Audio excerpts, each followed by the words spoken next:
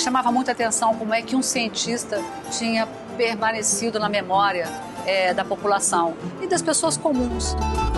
A importância de Oswaldo Cruz é a pesquisa oficializada, o pesquisador pago pelo Estado. Então, realmente, isso tudo prova que os métodos de Oswaldo Cruz eram eficazes. Nós temos aí a Fiocruz, nós temos muitos monumentos pelo Brasil, né, reconhecendo, muitas ruas também reconhecendo a figura do Dr. Oswaldo Cruz.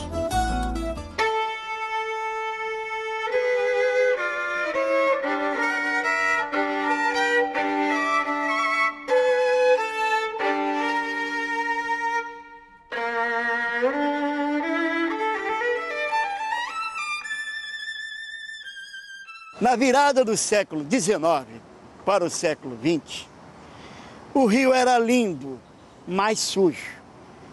Era um antro de doenças como a varíola e a febre amarela.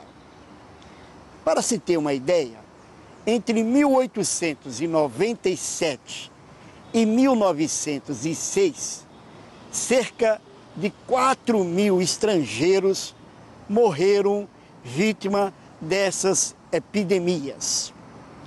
A luta contra essas doenças teve como quartel-general este prédio aqui em Manguinhos.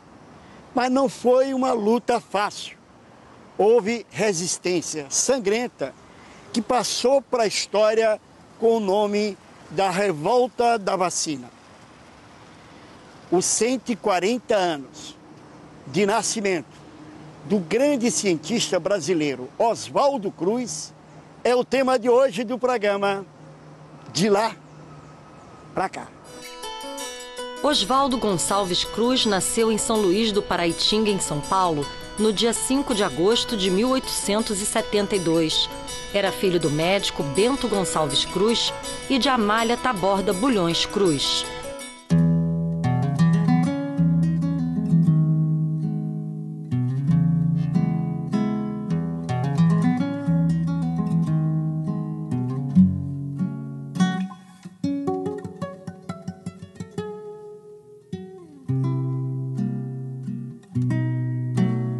Este é o Palácio Rio Negro, sede do governo do município de Petrópolis.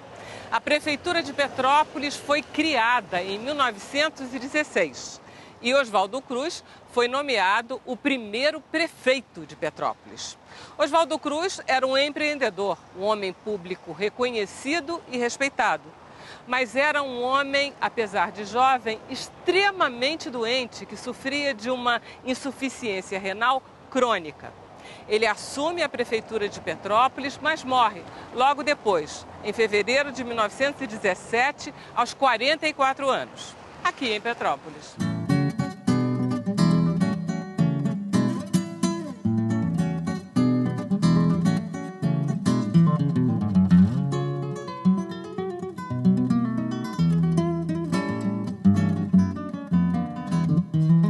Nara Azevedo é historiadora, pesquisadora e autora do livro Oswaldo Cruz, A Construção de um Mito na Ciência Brasileira.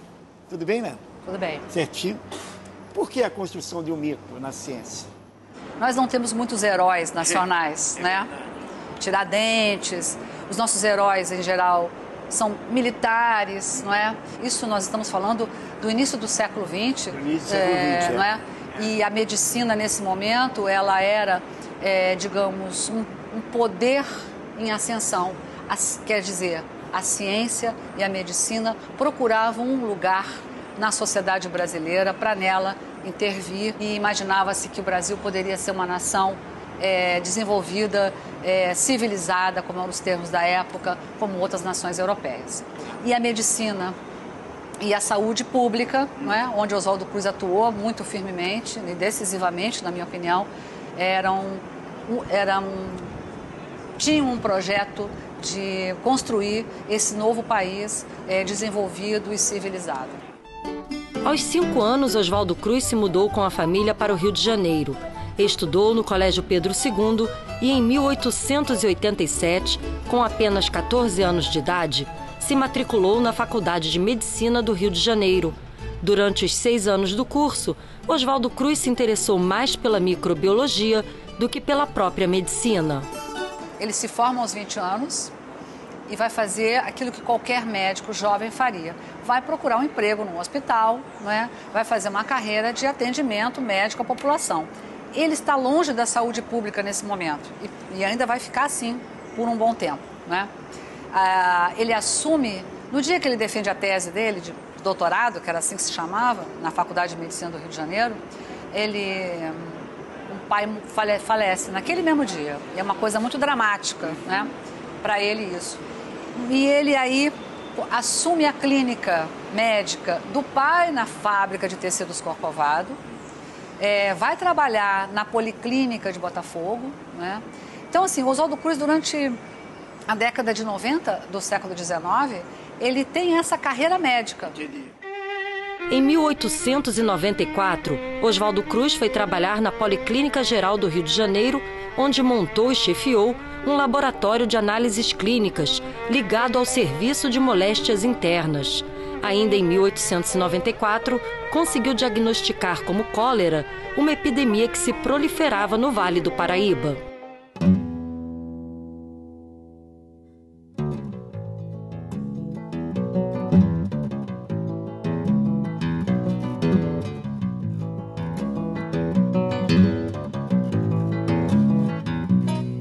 Ao meu lado, um grande pesquisador brasileiro, professor emérito da Fundação Oswaldo Cruz, Luiz Fernando Ferreira. Tudo bem, professor? Tudo bom. Tudo certinho? Tudo certinho. Professor, Oswaldo Cruz. Quem foi Oswaldo Cruz? Qual a sua importância para a ciência, para a medicina brasileira? Bom, a minha visão é que Oswaldo Cruz era um gênio. Oswaldo Cruz criou a pesquisa no Brasil. Ele tinha ido estudar na França, passou 2 ou 3 anos no Instituto Pasteur, onde ele tinha estudado com Émile Roux, com Duclos, e ficou muito amigo de Metchnikoff. Metchnikoff foi o homem da imunologia que abriu o caminho. E ele foi capaz de trazer para o Brasil e adaptar ao clima tropical as condições de pesquisa científica de alto nível, que foi o que se fez aqui em Manguinhos no começo e continuou a se fazer sempre. Mas tem uma coisa que já aparece para ele como muito importante para se entender a questão das doenças infecciosas, das epidemias, que é uma coisa, uma ciência nova, uma análise, uma perspectiva nova para se entender como é que se transmitem essas doenças infecciosas, principalmente as epidêmicas. Como eu falei, a febre amarela, a varíola, a peste bubônica e outras ou tantas doenças desse tipo, né? Que chama-se microbiologia. A microbiologia era conhecida no Brasil, mas o principal centro de formação para um médico era Paris, era o Instituto Pasteur de Paris, né? E para lá, Oswaldo Cruz se dirigiu com a família, graças ao sogro, ele já havia casado nesse momento, né? Que sustenta e custeia essa viagem, porque ele não tinha recursos próprios, familiares, né? E muito menos com o que ganhava um médico na época, assim como hoje, mais ou menos. Ele não tinha recursos para ficar estudando um ano, estudando em Paris, no Instituto Pasteur. Na França, Oswaldo Cruz se especializou em microbiologia, soroterapia e em urologia. Ao mesmo tempo, foi estudar medicina legal no Instituto de Toxicologia de Paris. Ele aprendeu a confeccionar as ampolas, provetas e pipetas e se tornou pioneiro na fabricação desse tipo de instrumento no Brasil. Você fala um pouco, vamos dizer, desse Brasil do início do século XX, né? E desse Rio de Janeiro, cheio de doenças. Fala um pouco desse quadro que ele enfrentou. Ele enfrentou um quadro. Havia anúncios na Europa de navios que iam a Buenos Aires sem pousar nos portos contaminados do Brasil. Era tido como uma cidade doente. Cidade doente, cidade que levaria risco quando o navio pousasse aqui, para coisa. E ele quebrou tudo isso. O medo era grande. A febre amarela, o cólera, a peste bubônica e a varíola se alastravam pelas ruas, becos e vielas. Ricos, pobres, cariocas e estrangeiros eram dizimados.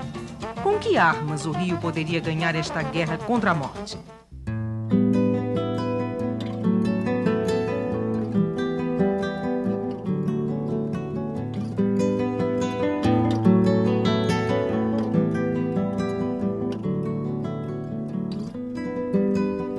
João Batista Ferreira de Melo é geógrafo, professor da UERJ e coordenador dos roteiros geográficos da UERJ. Ô, João, qual é a importância do Oswaldo Cruz para o Rio de Janeiro?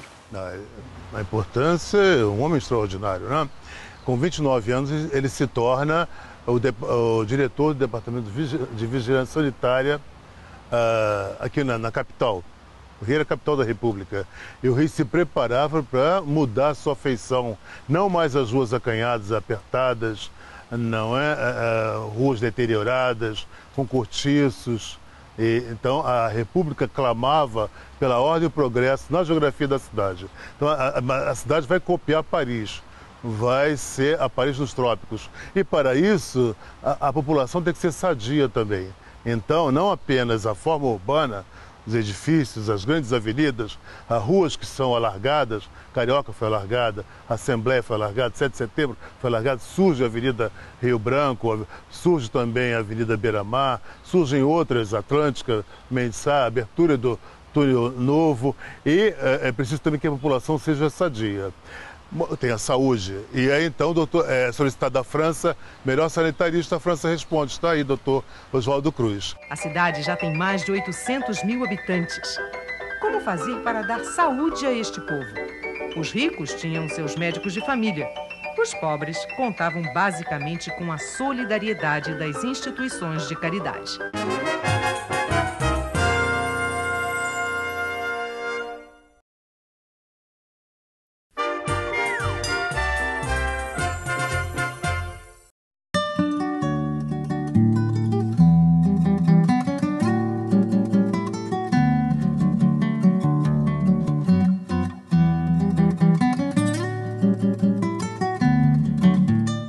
O Instituto Oswaldo Cruz ficava no que era uma fazenda, a Fazenda de Manguinhos, que, como o nome indica, né, Anselmo? O mangue. Era o mangue. Longe da cidade, né?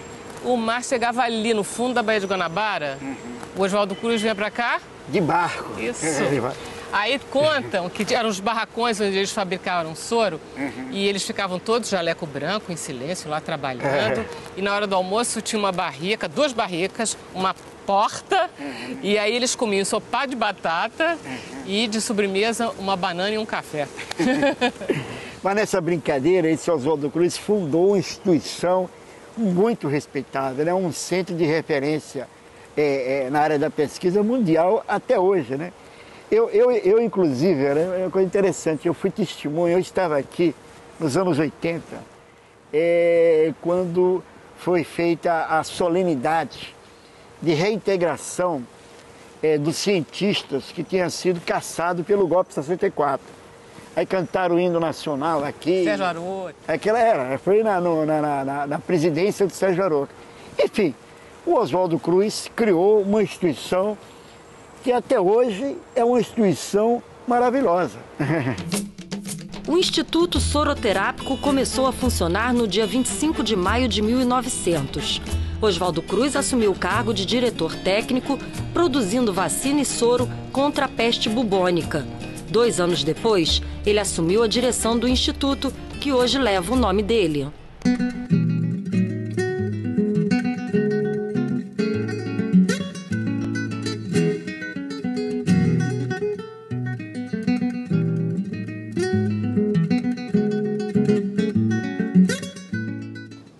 A pesquisadora Jane Santucci é autora do livro Cidade Rebelde, que é a história das revoltas populares que aconteciam no Rio de Janeiro no começo do século XX.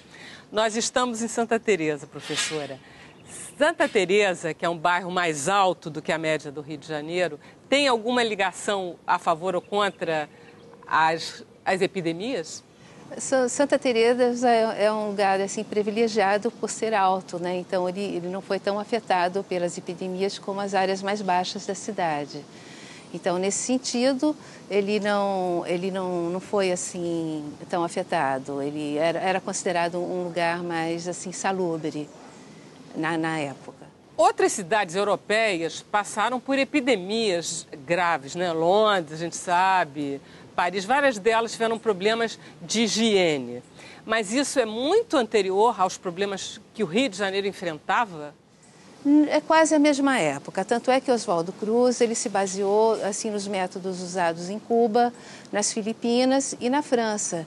Ele estava assim bem sintonizado com o espírito científico de sua época. Então, ele acompanhava de perto essa experiência e o método adotado aqui no Rio de Janeiro é esse método que estava sendo usado lá fora e com bons resultados. Todas essas cidades eram imundas e houve necessidade de transformação. Os hábitos também, porque as pessoas não tomavam banho. Né? Isso também, a medicina vai contribuir para isso. Né? São novos hábitos que existem na cidade e com as pessoas e com a medicina. O tema das doenças, das epidemias, das doenças infecciosas, das grandes epidemias do Rio de Janeiro, era o tema da medicina na época. Né? Era o tema público dos políticos, dos médicos, né? Que conclamava a população também, que sofria, não é? E uma grande mortalidade por várias coisas. Uma delas era a febre amarela, não é? A peste bubônica. Então, essas doenças eram questões públicas, como hoje a gente fala da dengue, por exemplo. A estratégia veio da sabedoria e da luta incansável do jovem paulista Oswaldo Gonçalves Cruz. Ele recebe uma importante missão do presidente Rodrigues Alves: sanear o Rio de Janeiro. Oswaldo Cruz prometeu acabar com a febre amarela em 3 anos, mas antes atacou a peste. Quando partiu para a luta contra a febre amarela, as coisas não foram nada fáceis. A população não queria saber dos mata-mosquitos entrando nas casas.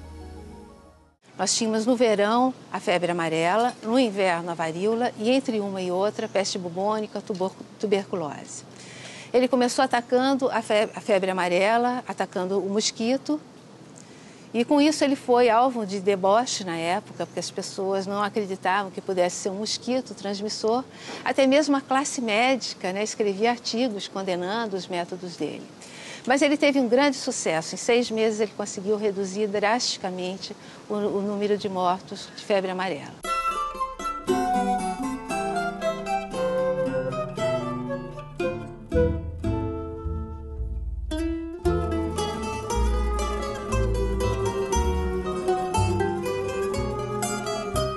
É que Oswaldo Cruz enfrentou uma barra pesada, né, professor? Enfrentou uma barra muito pesada. Ele foi como é? Virou caricatura. Muita caricatura nos jornais, né? Tem muita caricatura de jornal, tem muita coisa. Ele, né? Desmoralizando e combatendo. Ele era um sujeito polêmico, ele era um sujeito que... Mas ele, enfim, tocou para frente, venceu tudo isso. Em 1903, Oswaldo Cruz foi nomeado diretor-geral da Saúde pelo então presidente Rodrigues Alves. No ano seguinte, é decretada a vacinação obrigatória contra a varíola. A medida provoca no Rio a chamada revolta da vacina. Quando o Rodrigues Alves, que é o presidente da República, que diz, olha, vamos fazer o combate às epidemias no Rio de Janeiro, por um lado, e vamos modificar a face colonial dessa cidade, que foi a grande questão também política importante, que é a reforma do centro da cidade. A população está descontente com a vacinação em massa, com o monta-desmonta que a cidade está vivendo, com a expulsão da população do seu universo vivido, não é? Quer dizer, para você abrir grandes avenidas, você expulsa a população e a população vai morar literalmente na cucuia. A revolta da vacina aconteceu no Rio de Janeiro entre os dias 10 e 16 de novembro de 1904. A maioria da população não conhecia o funcionamento de uma vacina e seus efeitos, e por isso se negava a receber a visita dos agentes, reagindo com violência. Prédios públicos e lojas foram atacados e depredados. Bondes foram virados e o governo teve que suspender provisoriamente a vacinação. Várias pessoas foram presas e deportadas para o estado do Acre. A vacinação ainda não tinha acontecido e ela vai durar quanto tempo, essa revolta da vacina? Cerca de uma semana, porque nesse meio de tempo o governo recuou, ele retirou o projeto de lei, dizendo que ia fazer uma revisão no texto e tal. Mas nesse momento a cidade já estava incendiada, digamos assim. A cidade inteira, como assim? Olha, a região central, Praça Tiradentes, Avenida Rio Branco em obras, então todo aquele material de obras serviu também as pedras, né, para formar barricadas, Praça Tiradentes e esse caminho até o Catete. O principal foco realmente era o centro da cidade, a ponto dos bondes deixarem de circular por conta disso e a cidade parar, né, realmente parar, os estabelecimentos fecharem suas portas. E durante os 3 dias mais intensos de rebelião.